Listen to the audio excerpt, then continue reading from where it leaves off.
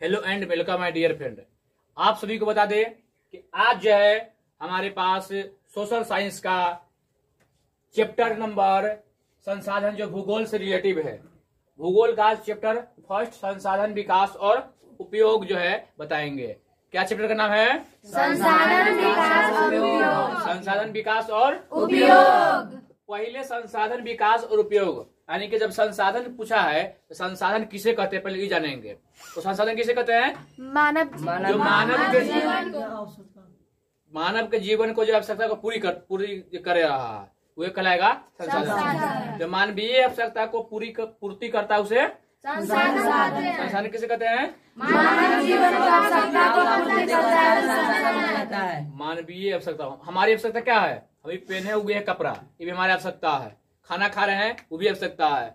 पंखा चल रहा है, लाइट जल रहा है, ये सब क्या है? आवश्यकता है। यानी कि सबसे जितना भी हमारे काम को आसान भी कर रहा है वो संसाधन कहलाता है। मोटरसाइकिल हुआ, साइकिल हुआ, सब क्या है? संसाधन हुआ। मानव जो है सबसे बड़ा संसाधन है। मानव क्या है? सबसे बड़ा संसाधन कौन है? मानव। क्यों? क्योंकि मानव भी क्या करता है? देखता होगा, बोझा ढोता है। ढोता है कि नहीं ढोता है? माथा पर देख करके बड़ा बड़ा बोझा ढोता है कौन? मानव। इतना जितना भी संसाधन है उसको बनाया कौन? मानव। इसीलिए सबसे बड़ा संसाधन कौन? मानव। सबसे बड़ा संसाधन मानव। अच्छा, ये तो संसाधन हो गया। असंसाधन, मान लीजिए किसी का बेटा मतलब बाप है कोई, हमारा मान लो हमारे पापा है, तो हमारे पापा को कई बेटे होते हैं जिसमें से एक हम भी होते हैं।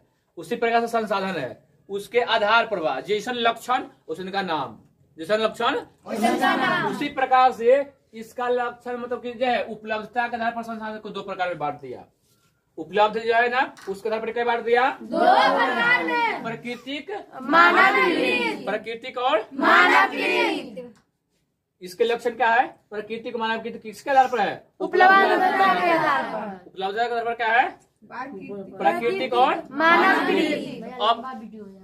अब प्राकृतिक क्या है? कोई दिक्कत नहीं है। प्राकृतिक किसे कहते हैं? जो मतलब कि क्या होता है? प्रकृति के द्वारा प्राप्त होता है। प्रकृति समझा? प्रकृति के द्वारा जैसे कि आए पहाड़ को कोई आदमी बना सकता है? नहीं। पहाड़ को कोई आदमी बनाएगा? नहीं।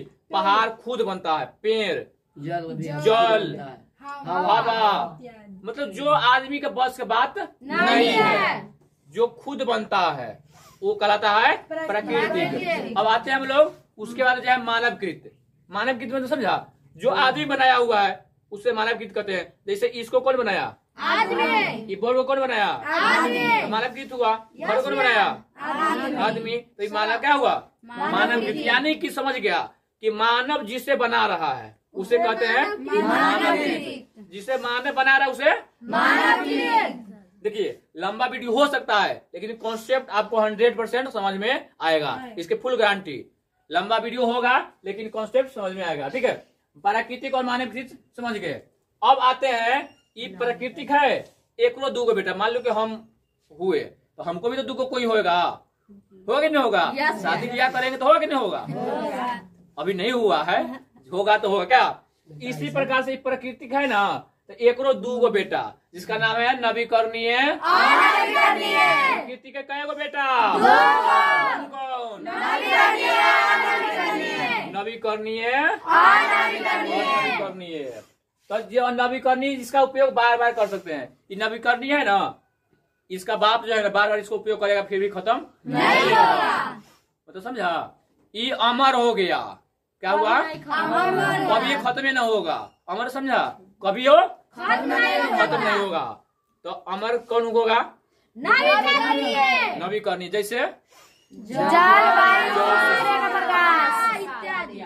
जल हुआ, सूर्य का प्रकाश हुआ, चंद्रमा हुआ, वायु हुआ, ये सब क्या है? नवीकरणीय। जले इधर रहेगा धरती तब तक रहेगा ये सब। ठीक है, नवीकरणीय हो गया। अब आते हैं हम लोग अनवीकरणीय। क्या है?